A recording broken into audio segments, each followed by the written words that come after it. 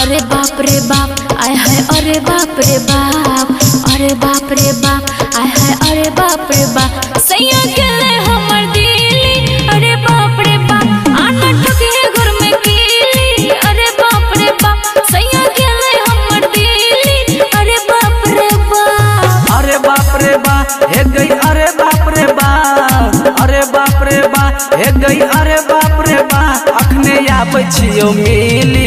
अरे बाप रे बा मजा भरे रात मिली। अरे बाप रे बा सैया गेलो तोहर दिली। अरे बाप रे बा माँ शारदा रिकॉर्डिंग स्टूडियो हनुमान चौक गाढ़ा।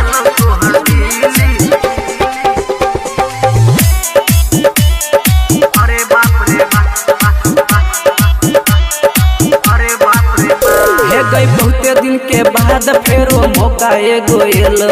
निमन रहो भाग जे तोर भतरा चल गेलो।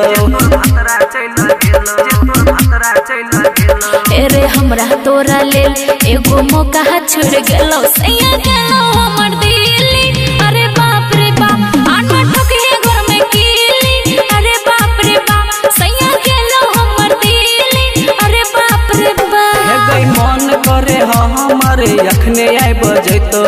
चुम्मा चाटी कह के मुंडी अपन बनैतो। हे गई भर पाजा धके तोरा कोरा में सुतैतो। सैया गेलो तोहर दिली। अरे बाप रे बा अखने आबै छियौ मिली। अरे बाप रे बा मजा भरी रात मिली। अरे बाप रे बा माँ शारदा रिकॉर्डिंग स्टूडियो हनुमान चौक गाढ़ा।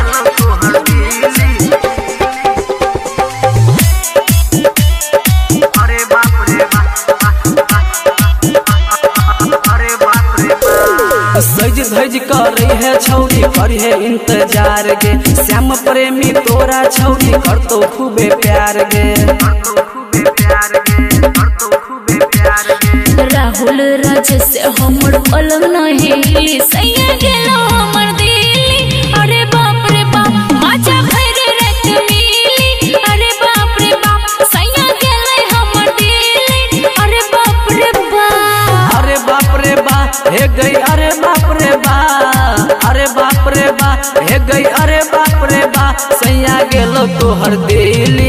अरे बाप रे बा मजा भरे रात मिली। अरे बाप रे बा सैया गेलो तोहर दिली। अरे बाप रे बा खटिया पर पटिया बिछा कर रखिए।